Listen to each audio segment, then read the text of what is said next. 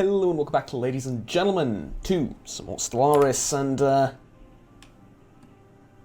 well, I understand fully that, this video was supposed to come out like 2 days ago or so, 3 maybe, but, it's exam season, and I'll be honest with you, I'm not doing too great. I'm not doing too great. On the exam front, on the time management front, on any front, video producing for that matter as well. So, yeah, it's been tough, but, you know, we soldier on, as they say. There is quite literally nothing else I can do but try and continue. Now, something that I would like to check. Here it is. So, become the crisis. Allows the science to progress towards becoming the crisis. Requires 2 other ascension perks selected first, so this is the 3rd one, okay. Requires an empty slot. That's all. I need to be... Oh. All of the following must be false, so I can't be xenophilic, pacifist, or rogue servitor. Makes a lot of sense. Okay, so that's all. I wanted to check the requirements, and they are, well, fairly simple. So, to that end, I don't think I want expansion. What do we get for finishing it? All your plans to build 1 additional district. That's actually not that bad, given the new population system, which a bunch of people are complaining about, but I'll get into that thing, and I'll also talk about the various bugs people are experiencing in the game, because that's been a hot topic of debate lately, so I'm going to talk about that too. Right. How about instead of that, we go for something like...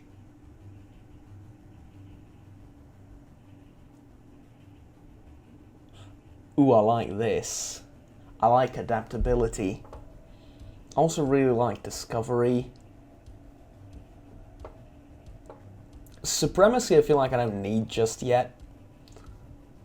Let's go with adaptability, because this is not something I've had the chance to play around with ever before, so yeah, I think that's what we're going to do.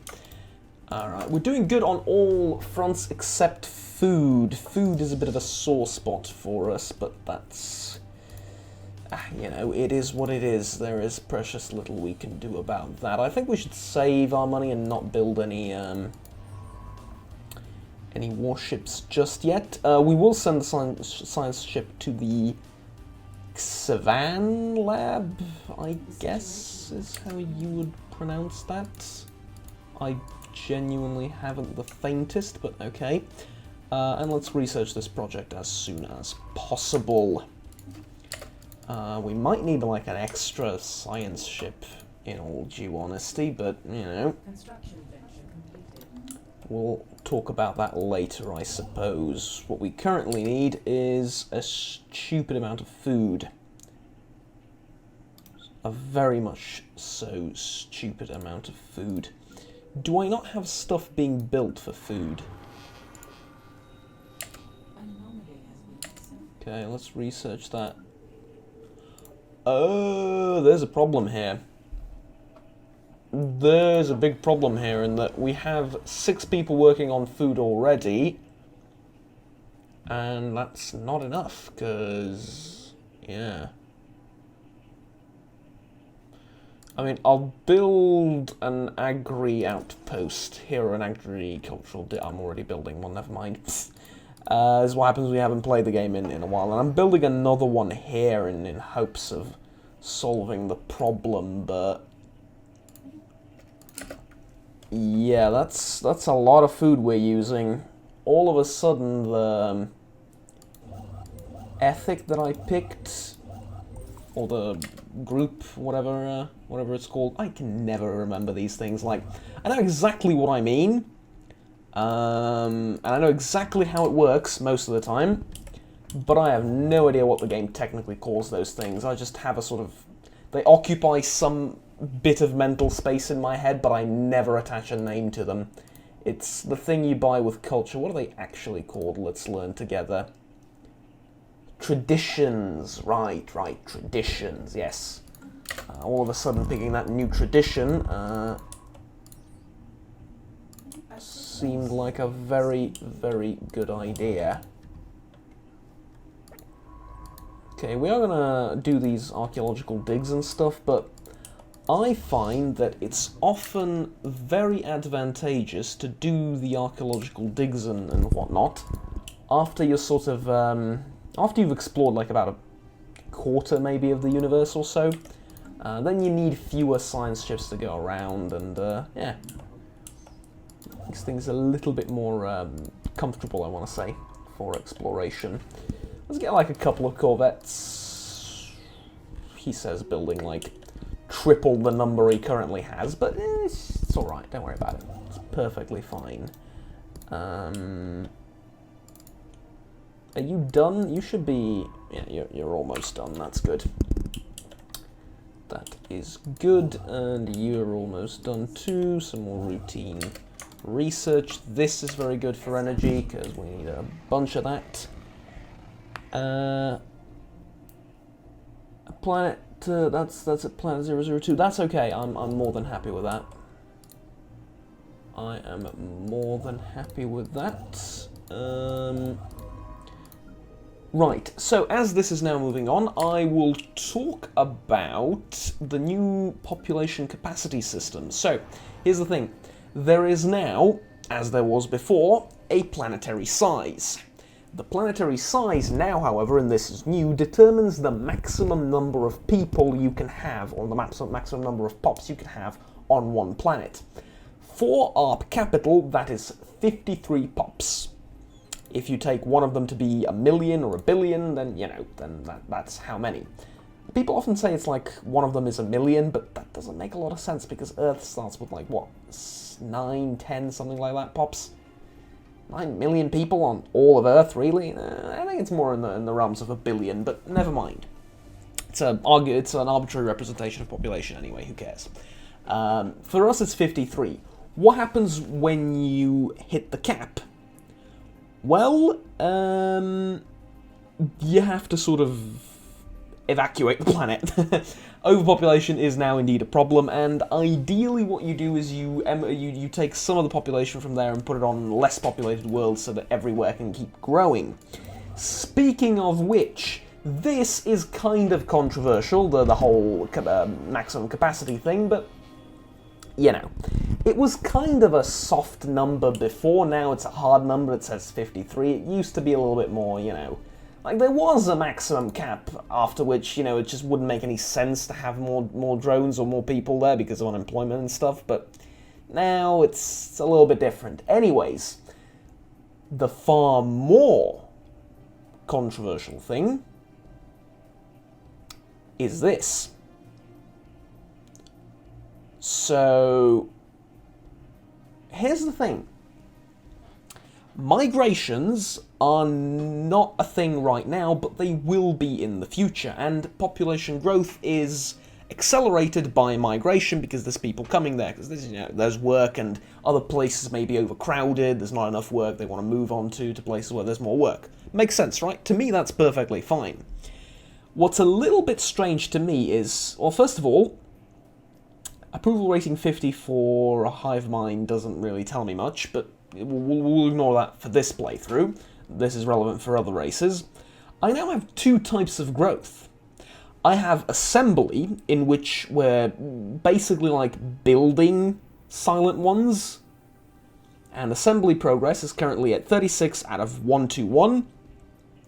It increases by 2 each month.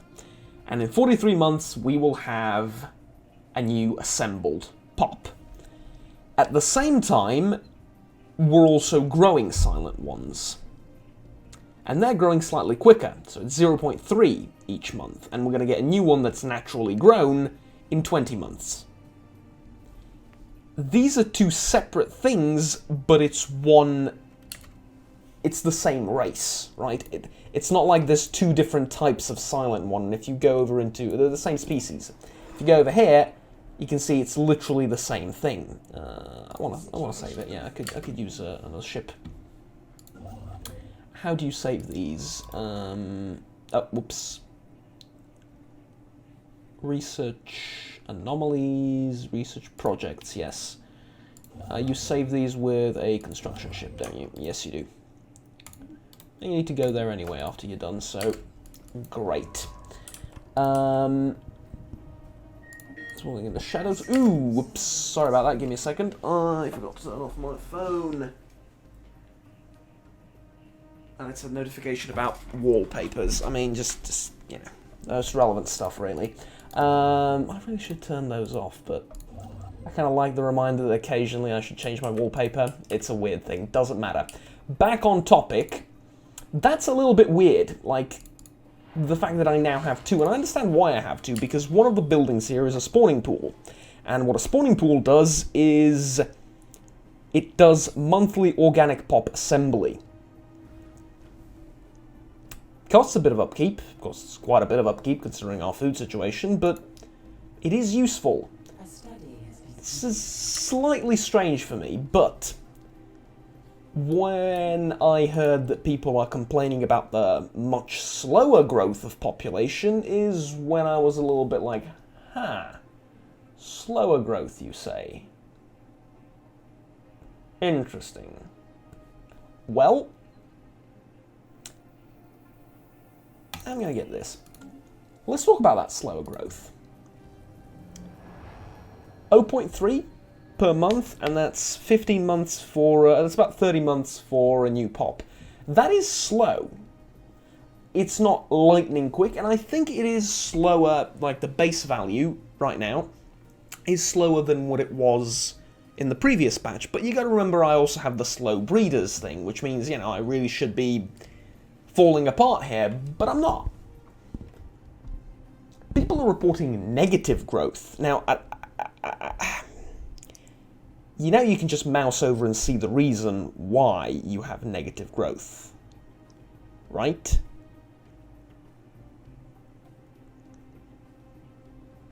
Because, I mean, it'll probably say right there, not enough housing or not enough something, and then you fix that, and then you have positive growth again. If you have slower growth of population in your capital, everyone in the universe also has slower growth of population, you know, unless your population is growing more slowly for economic reasons, like low housing and amenities and stuff like that. But if the growth rate in general is reduced in the entire game, then that just makes the pace of the game a little bit different. It's not something game-breaking. Which ties into what I really wanted to talk about for the beginning and the sort of middle part of this episode, which is... How do I say this with as little, like, aggression as possible and with offending as few people as humanly possible? Let me think on that for a second. Some people are a little bit mod happy, and in their overzealousness to mod the game, sometimes forget a few basic tenets of how computers, video games, updates, DLC, coding, and so on and so forth, so on and so forth, how they work.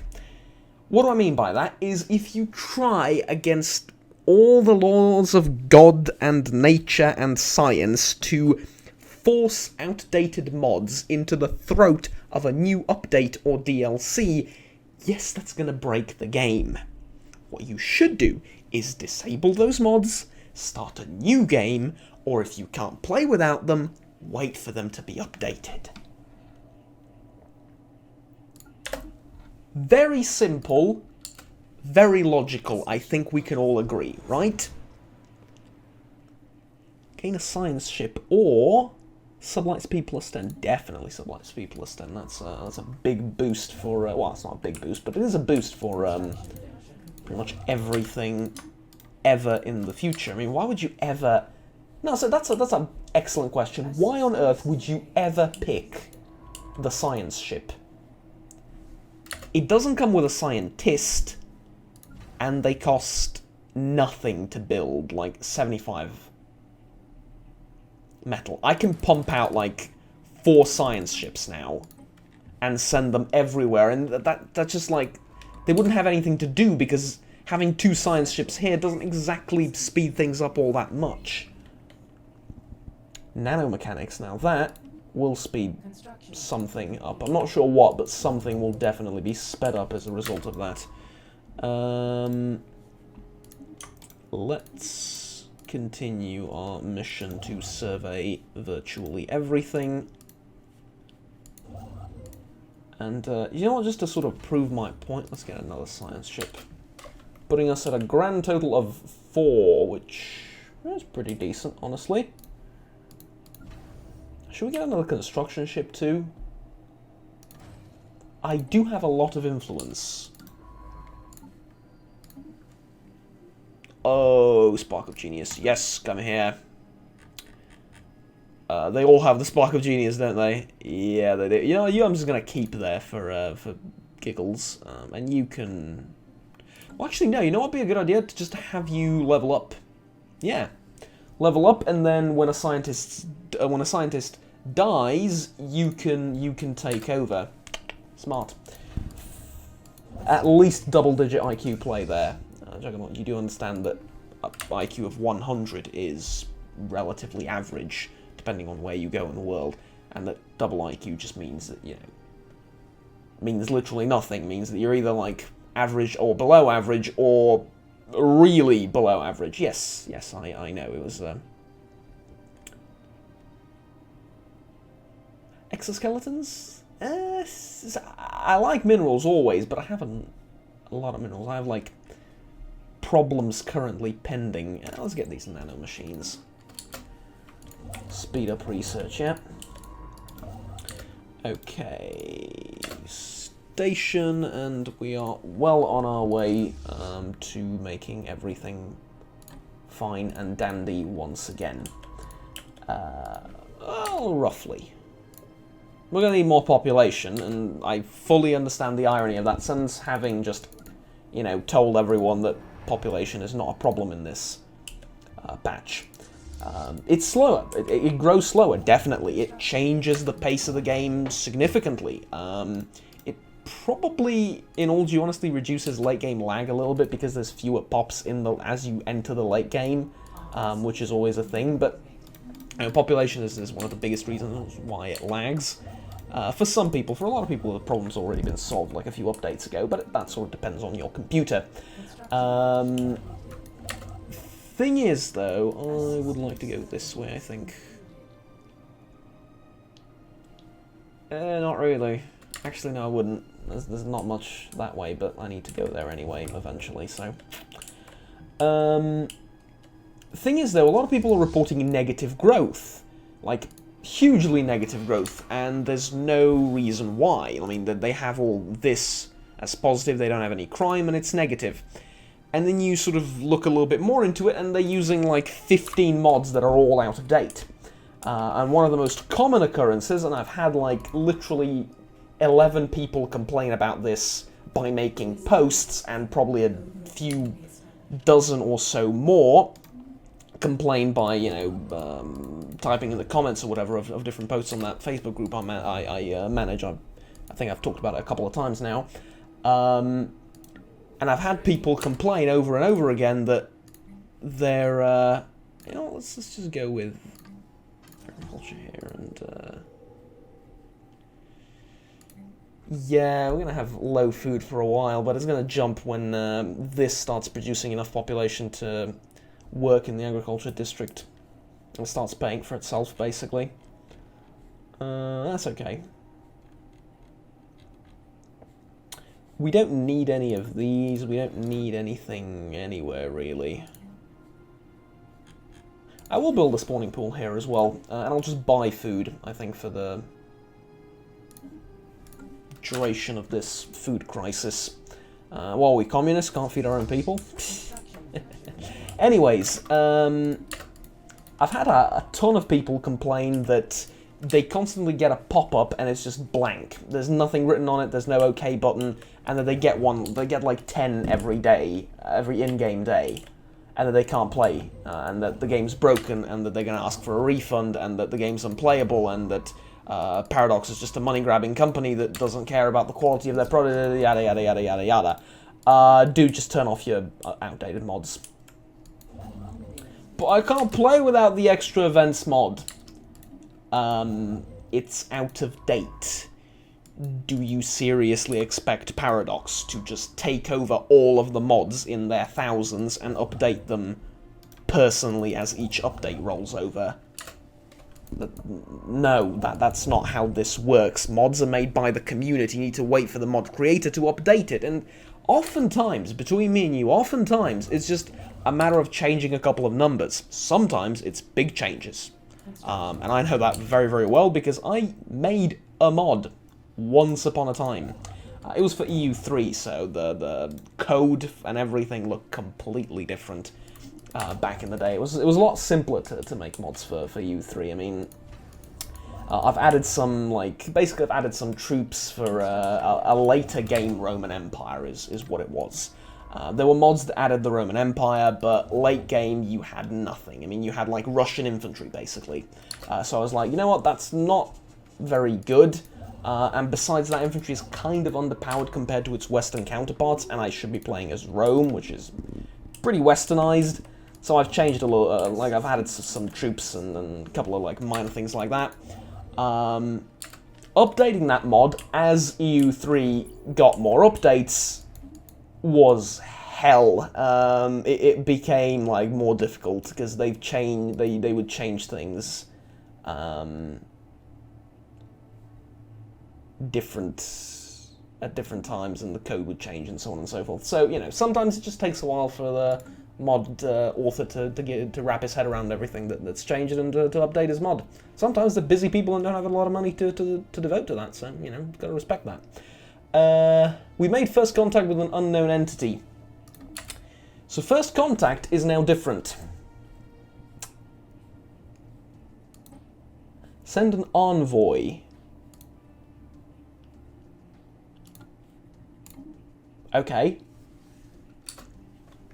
Difficulty 5.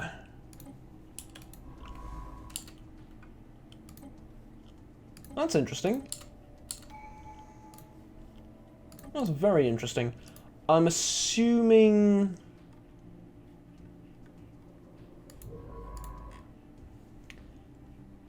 No? Is it this?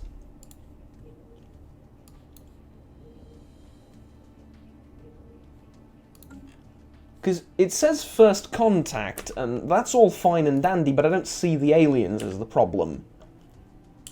So I would assume they're on the planet, then? But, like, a little pop-up here would be nice to show me where the aliens are and where exactly we made the aforementioned first contact. That would be... I should probably do it like this. That would be mighty helpful. Okay, resettlement costs down. That's not bad. All our plans gain 1 for building slot. We have way too many of those for now. Monthly food output increased by 10%. Yes. And that changes quite literally nothing. Really? Construction venture. Like, I would have hoped, you know, I harbour no illusions. 10% isn't much, but... Oh, there we go. Yeah, like always, it takes a month to update. Well, that kind of just solves our problems straight up. That's very nice. Okay, wait, give me a second. System survey completed. Yeah, you already have your job. Ooh, that's a nice place to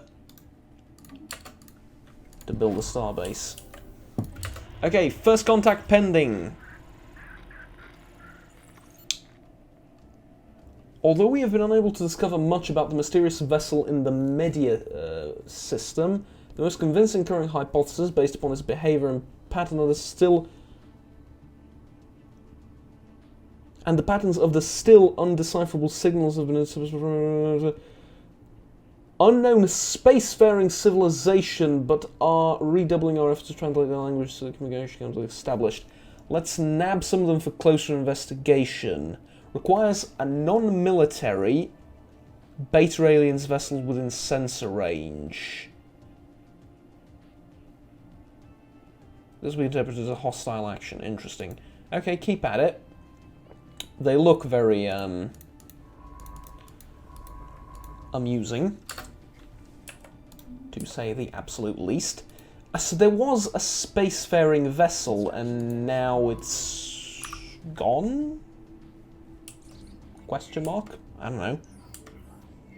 Okay, that's good. Getting the skill level. You.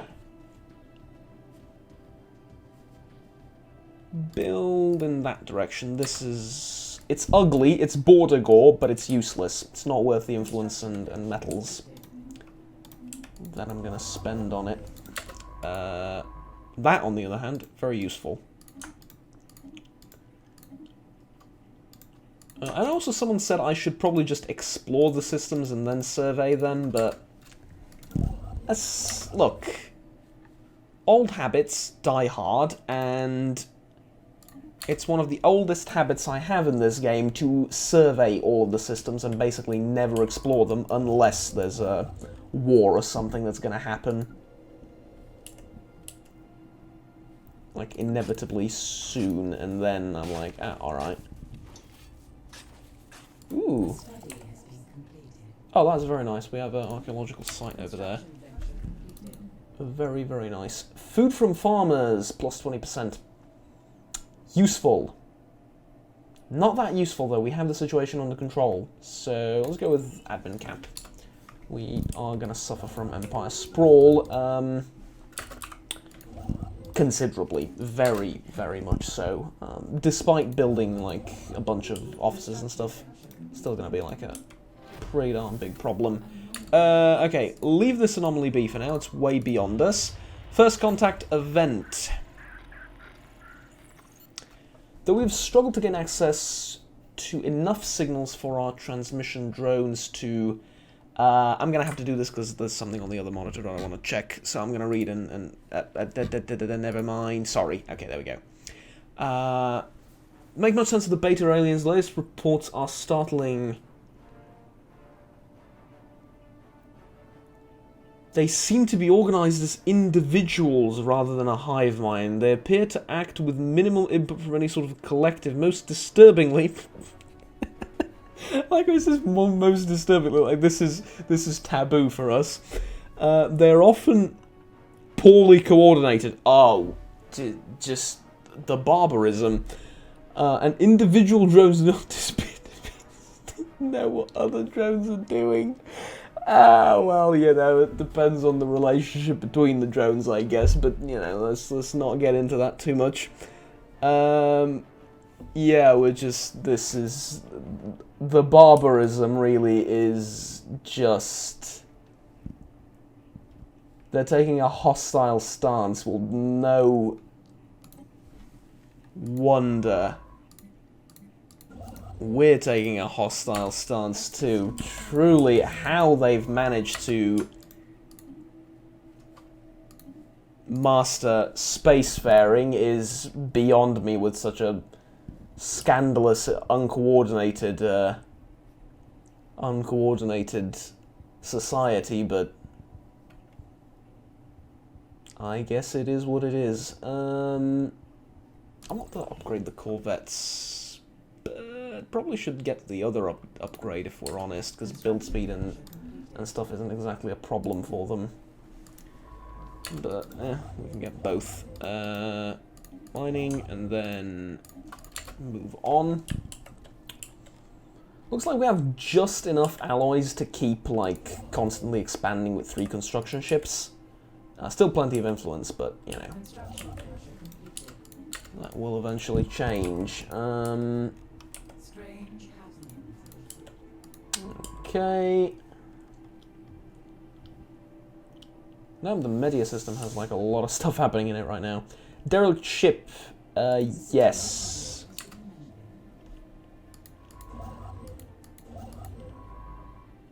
Oh, it's there. Okay.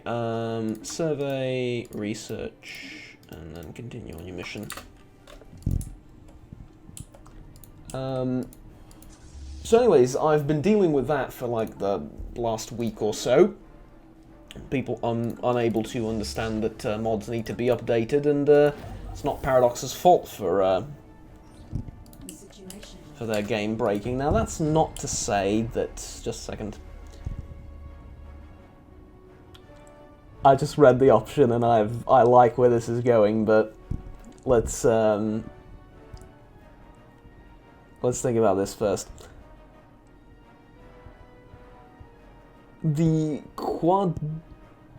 Cravadoxi, as we know them to be probably called, completely lack any sort of collective intelligence, and is instead made of independent thinking individuals who, for reasons we don't properly understand yet, choose to organize themselves in what they call a trade league. Okay. We send spray, or the Ravenous Hive will be watching you. First contact procedure done. Communications have been established. Okay. Now that communications have been established... Oh, you no longer get to see the full extent of their empire. That's nice. Oh, and this is unknown. Okay. Okay. But is it unknown? I feel like there's a way around this for me to sort of get a glimpse at just how known or unknown it is. We sense prey, and I'll tell you why. This is their capital. With an advanced AI start, they would have taken the neighbouring systems very quickly. This looks like a neighbouring system. If it's not connected to something over here, at the very least it's connected to this and this. Meaning that from their capital, they've strayed a grand total of 1-2 jumps. That is not an advanced AI, that is a smaller empire, because look at this. 1, 2, 3, 4, 5, 6, 7 jumps. 8 jumps to get to them, and, or alternatively, like if you take the shortest route, 1, 2, 3, 4 jumps. Not an advanced AI, ergo we can bully them. I'm assuming it's going to be a lot more difficult to determine stuff like this as the game progresses, but for the beginning stages of this game, a lot easier to determine who's stronger and who's not. So, how do I gain intel? Intel is changing at the rate of minus 0.08 per month to a minimum of 10. Because base is 10. Right. How do I increase intel then? Wait, first this. Go over there. Thank you very much. Okay. Now, how do I increase intel?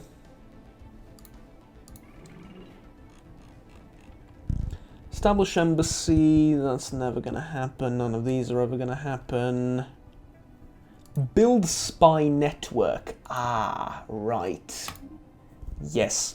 Build spy network, and then that should perhaps increase my intel. Maybe. Maybe not. We'll see. We'll see. I'm assuming we're going to need to let the intel build for a while.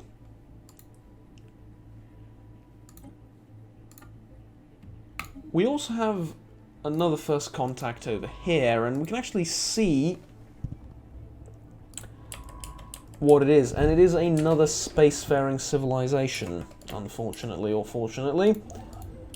We will see.